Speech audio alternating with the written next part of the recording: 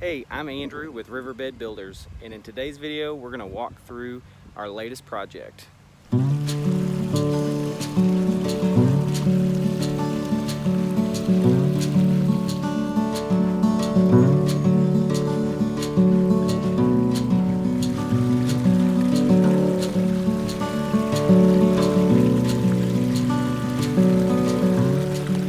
This project is an 11 by 16 pond with a waterfall.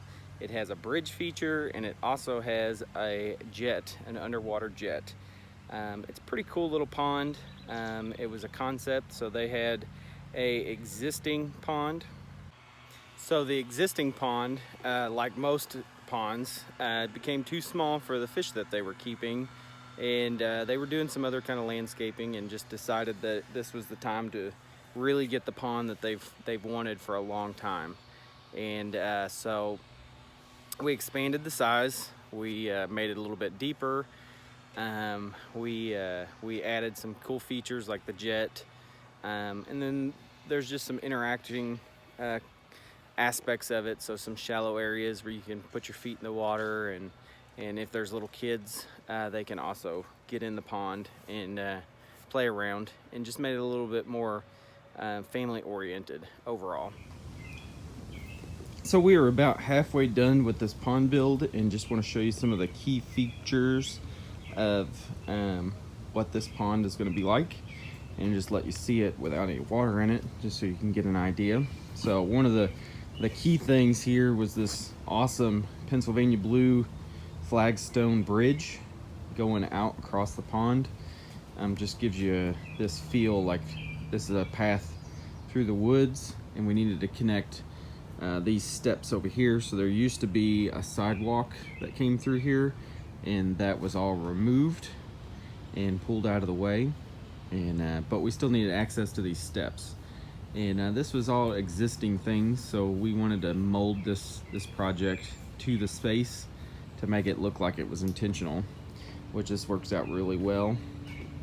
We're using weathered limestone boulders, and these were awesome, very mossy, and this is a full shade area, so they're going to continue to grow in and get better and better with time.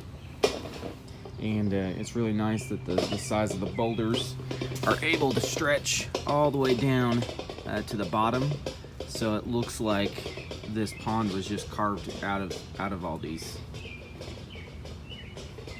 weathered limestone. Only doing one light in this pond by request. We want to just illuminate the water underneath this bridge, so at night there's no confusion where to step, because the water can be awfully dark. Over here, this is where we're going to construct the waterfall. So we're going to put a waterfall up here that comes down and comes back, and then a waterfall that comes in the pond here, which I think is going to be a really neat look. We had, again, an existing Japanese maple that is just going to mature there. It gets plenty of sunlight. As you can see, a little bit more sunlight on this side of the pond, but we're underneath a pretty large maple tree as it is. So that thing's going to come in strong and really kind of umbrella over this edge of this pond, which will look really neat. One other key feature about this pond, so our skimmer is kind of located in a non-convenient way. So typically we would want, in a pond this size, so we have our waterfall comes in over here, agitates the water and moves the debris over, and if the pond ended here, then we would be good to go with a skimmer over there, because it's not that large of a pond. Technically the best location would have been located over here somewhere, so the water can move through this entire pond and get capturing any leaves and debris down here at the end, kind of giving it this river feel. But we had some challenges. We have an electric outlet here, so we needed to be close to that. We have this access here, that's a storage area that needs to be accessible, so we need to need to leave room for that. And then we have this beautiful maple tree here that has been here a very long time. So you can imagine beyond this point is full of roots. And you know, we probably could have got the skimmer in there, but then again, we would have had to move the electric, which was across the pond, and wouldn't have been, just wouldn't have made sense for this space. So what we've done is we've actually split the plumbing. So we've actually split the plumbing and we put a jet in this side. So there's water coming off the skimmer that comes through this jet. This jet is flexible, so in the wintertime we can point it up and use it as a bubbler to keep the pond de-iced in this area, or we can blast it down and move all the debris off this area. But the main goal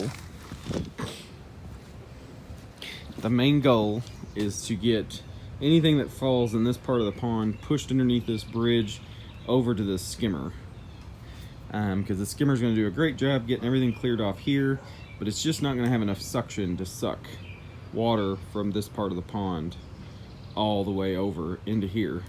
And we don't want this to be a big dead area. You could have achieved the same thing with a bubbler or an aerator, but me personally, it's not as nice of a look to have constant bubbles all the time and agitation. So this, they can move to as much agitation as they want, to as little, but it would be constantly pushing water out of this cove. And I think having that little bit of water movement on the top coming out of a jet is just a really neat, mysterious look, you know, like it kind of feels more like a spring. But overall, we're coming along very nicely with this, and I think this is going to be neat. So next up is constructing this waterfall, getting it put in place. So this is what we decided on the waterfall. So as you can see, we got our biofalls set here, and we're going to have water that falls down in here, and we're going to do a large pooling area, and then the waterfall is going to fall down in the pond here. And then we're going to use this area for plantings, aquatic plantings. Should look pretty neat. We're going to try to fit some of these boulders together and see what we come up with.